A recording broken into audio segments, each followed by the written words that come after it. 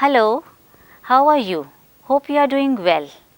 Today I am going to take up a lesson from NCERT's English textbook for class 11. The name of the textbook is Hornbill and the name of the lesson is Silkroad. It is said we must try and fill our lives with adventures and journeys instead of things. How beautifully it has been said. Things we should not accumulate at all. I think if we generate ideas around us, if we appreciate nature around us, that will be more meaningful. Our stories will then be far more interesting. Travel, whether by necessity or for leisure, gives us the opportunity to observe and experience people and ideas beyond our immediate context. Yes, we are very much familiar with our context, but I think we must become familiar with different contexts, different cultures. It will enrich us. Accounts of travel also do that. They tell us about worlds we may not have heard of. Sometimes, if the accounts are well written, they may even make us feel like we have ourselves journeyed with the author. And this travelogue that I am going to take up with you is something like that. The way it has been written, you will feel as if we have been transported to that particular place. Travelogues therefore are a very important genre in literature. When there was no internet, railways or airplanes, the few who ventured to unseen places were considered brave and adventurous. Yes, of course, they were brave, they were adventurous, but what was it that took them there? Their passion. They wanted to see those places. Therefore, they were not afraid to venture into unseen places. Their descriptions of their travels were studied by their contemporaries as they were repositories of new information, and today they are almost like time machines because they give us a glimpses and insights into the conditions of life long past. Things have changed. Even this piece was written long back. Things have changed over there also. But we come to know, we learn to appreciate that how difficult the things might have been at that time. Today, many popular travelogues are available online as blogs and posts on social media platforms too. These accounts describe where to visit, what to see, and sometimes even list what not to do. These days, we have to be very careful when we travel. We cannot litter the place, right? So, we have to bring back the garbage with us. Nick Middleton is famous name among travelogue readers and travel enthusiasts. This piece is written by Nick Middleton. He is an award-winning geographer, writer, TV presenter, environmental scientist and university lecturer from Britain. He has authored 7 travel books in which he describes his adventures in some of the world's most challenging terrains. According to Middleton, his love for travel was inspired by books from his childhood. He used to read Tintin, that we know, and he thought if Tintin can go to different places, he can also go. So, he started going. These include his family's world atlas and the famous comic book series Adventures of Tintin and children's adventure novel by the author Willard Price. Today, Middleton works and communicates on a wide variety of environmental issues and travel topics, diverse audiences. The lesson Silkroad that we will take up today presents a travelogue chronicling the panoramic Mount Kailash. This is also an account of Middleton's adventures on one of the world's oldest highways. You must have read in your history books about Silkroad. If you have not read, then please Google it. You must read about it. Now that I have given you this introduction, what do you expect from this lesson? Why don't you note down in your notebooks some of your expectations that what is going to come through this lesson? Will it be a description of the author's experiences of scaling the hilly terrain, of the exotic places he visits en route, and of the details of the lifestyle of hill folk? Or do you think he comments on the nature of English spoken by guides, the challenges of communicating with strangers? Perhaps he had to guess the meanings of words from other languages based on the situation and expressions, right? So, these are some of the things we will come across. How he negotiated language, how he went through that hilly terrain, what was his experience. So, we are going to take the journey along with him. Are you ready for the journey now? Please open your books on page 74 and we are ready to start the journey. Before we start reading, keep an eye out for these situations in the text. Now, are you familiar with these words and phrases? Ducking back, swath, career down, maneuvers, cairn of rocks, salt flats, billowed. These are some of the words that have come in the lesson. As you all know that we must try to get the meaning from the context. Well, if you don't get the meaning, then it's better to refer to the dictionary and find out the exact meaning as per the context. But try to get the meaning from the context.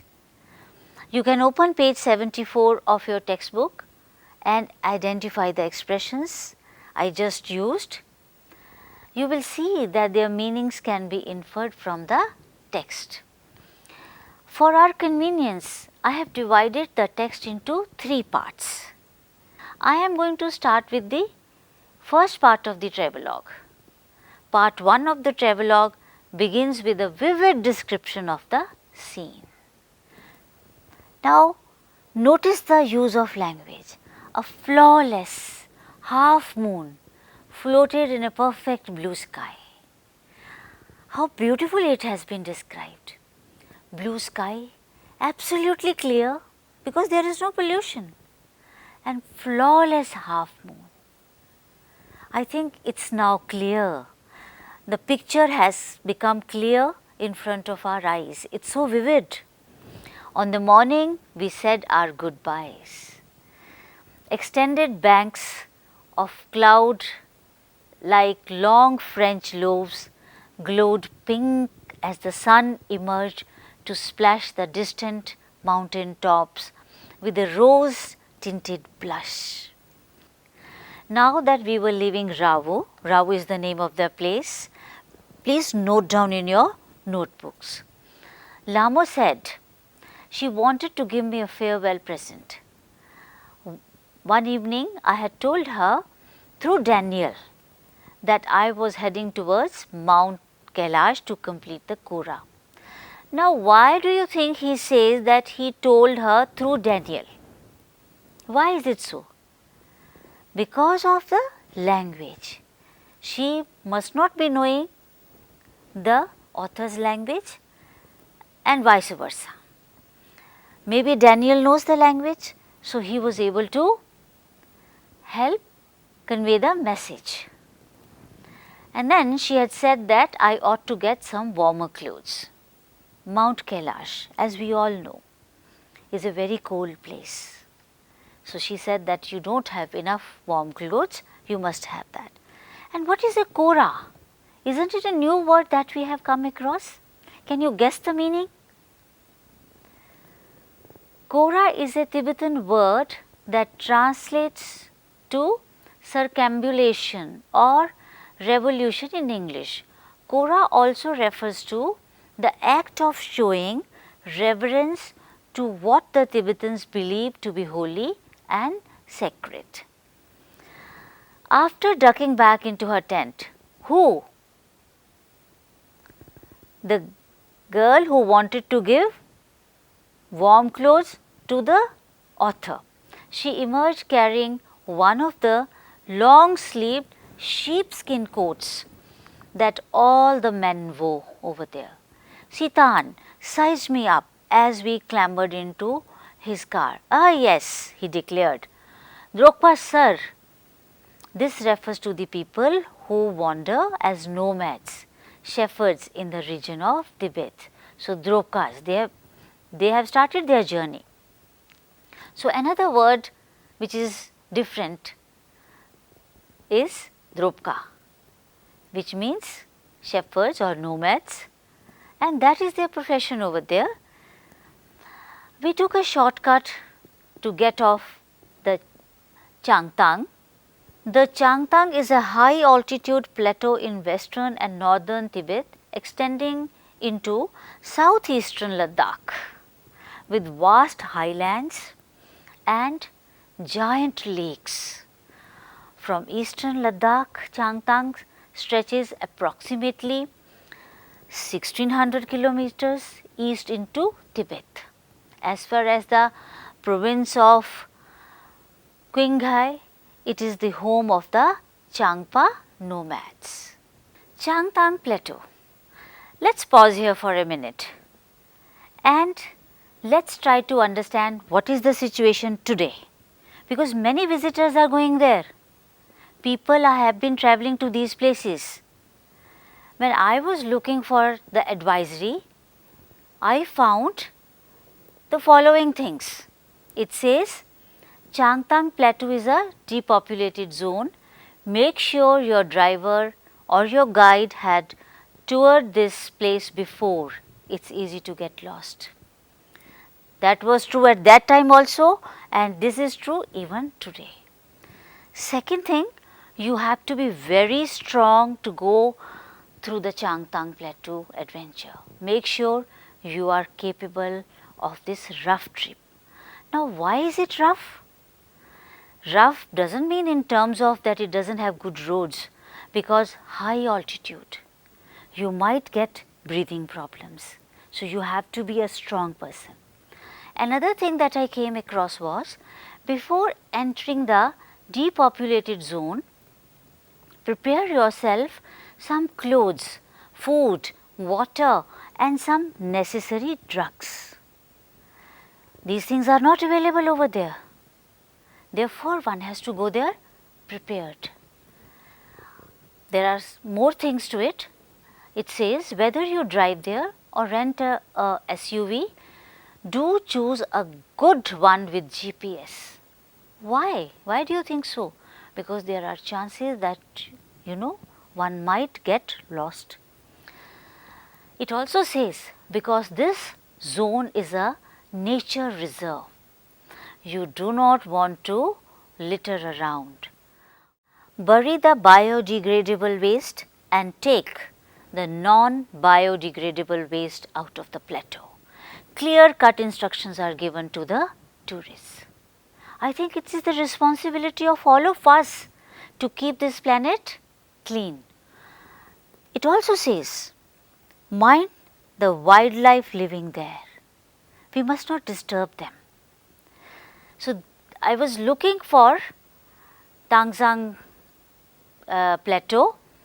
How do people go there? Why do people go there? And I came across these instructions, which I thought I must share with you, because they are applicable to us even today. Let's continue.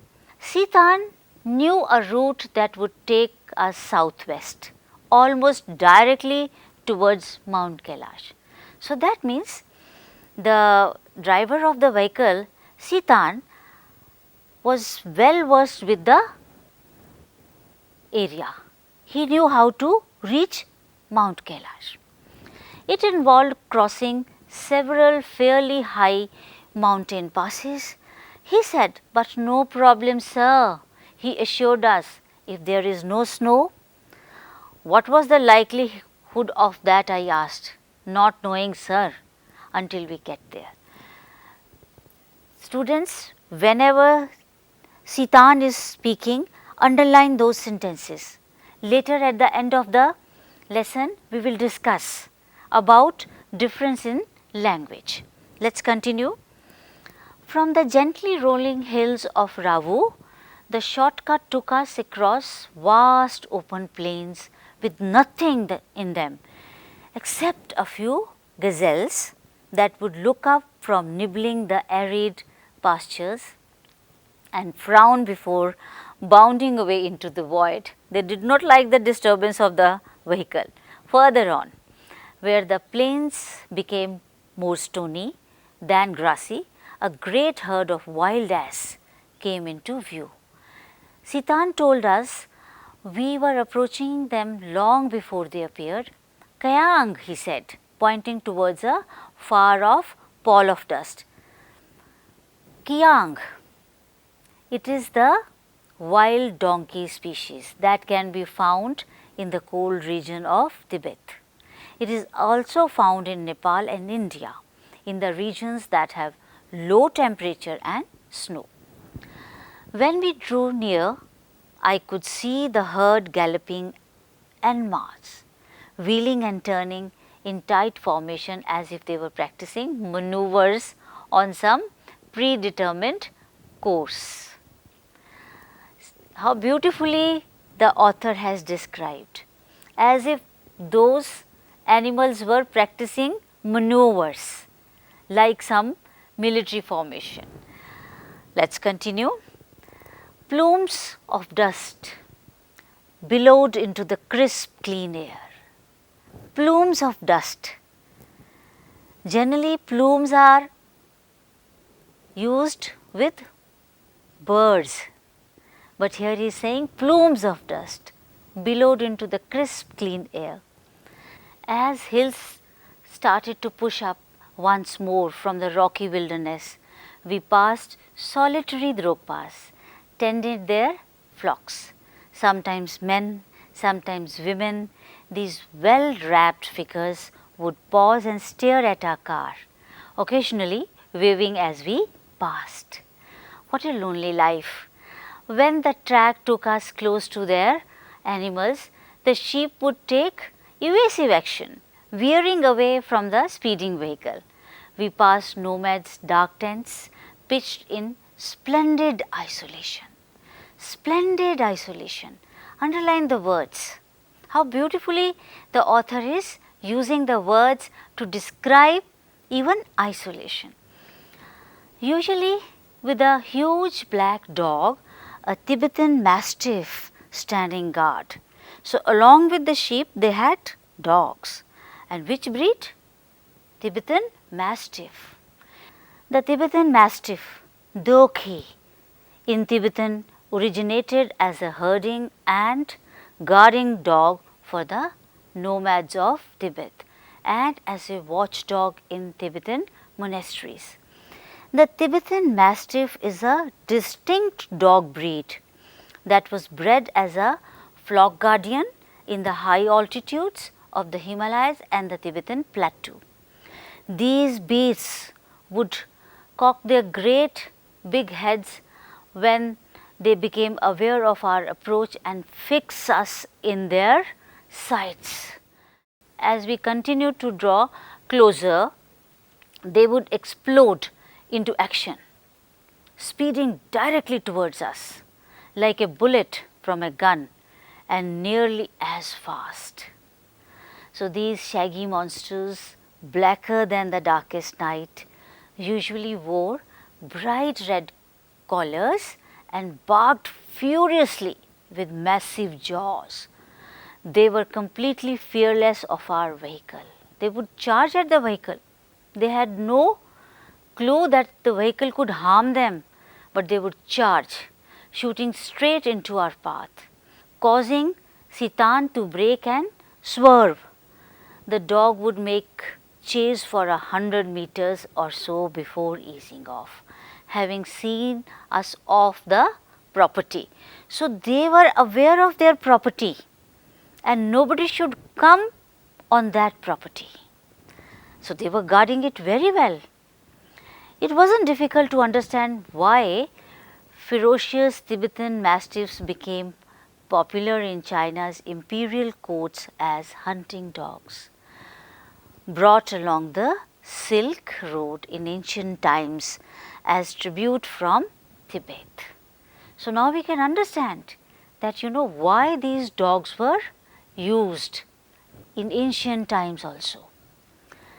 By now we could see snow-capped mountains gathering on the horizon. We entered a valley where the river was wide and mostly clogged with ice, brilliant white and glinting in the sunshine. It was shining. The trail hugged its bank, twisting with the meanders as we gradually gained height and the valley sides closed in. How beautifully he is describing the entire journey. One feels as if we are also there. We can see through his description. The turns became sharper and the ride bumpier. Sitan now in third gear as we continued to climb. The track moved away from the icy river, laboring through steeper slopes that sported big rocks daubed with patches of bright orange lichen. Bright orange lichen. Beneath the rocks, hunks of snow clung or in the near permanent shade. Now what is a lichen? Orange colored lichen. Lichen is a composite organism that emerges from algae or cyanobacteria. You've seen algae, it can be green in color, but there it was orange in color. Patches of bright orange lichen, they were seen on the hills. From here on, the author is going to describe his physical condition. Till now he was talking about the scenery, the things that he was coming across. Let us see what he has to say. I felt the pressure building up in my ears, held my nose, snorted and cleared them. We struggled around another tight bend and Sitan stopped. He had opened his door and jumped out of his seat before I realized what was going on. He said, "Snow," said Daniel, as he too exited the vehicle, letting in a breath of cold air as he did so. A swath of the white stuff lay across the track in front of us, stretching for maybe 15 meters before it petered out and the dirt trail reappeared. The snow continued on either side of us, smoothing the abrupt bank on the upslope side. The bank was too steep for our vehicle to scale, so there was no way round the snow patch. I joined Daniel as Sitan stepped on to the encrusted snow and began to slither and slide forward. Very dangerous, stamping his foot from time to time to ascertain how sturdy it was. I looked at my wristwatch. We were at 5,210 meters above sea level. So, the situation was now difficult for them. It was icy snow, it was not snow, it had become ice. Now, how do they move on? Now, they are going to assess the situation. Let us see what they have to share with us. The snow didn't look too deep to me, but the danger wasn't its depth. Daniel said, so much as its icy top layer, if we slip off, the car could turn over. He suggested, as we saw Sitan grab handfuls of dirt and fling them across the frozen surface. We both pitched in, and when the snow was spread with soil, Daniel I stayed out of the vehicle to lighten Sitan's load. He backed up and drove towards the dirty snow, eased the car onto its icy surface and slowly drove its length without apparent difficulty. 10 minutes later, we stopped at another blockage. "Not good, sir," Sitan announced as he jumped out again to survey the scene. This time he decided to try and drive round the snow without throwing any dirt on it. So, this is how they were trying to go through the ice, which was very firm. The slope was steep and studded with major rocks, but somehow Sitan negotiated them, his four-wheel drive vehicle lurching from one obstacle to the next. In so doing, he cut off one of the hairpin bends regarding the trail further up, where the snow had not drifted. What a difficult terrain! The way it is being described, I think we can all imagine that it must have been very terrifying.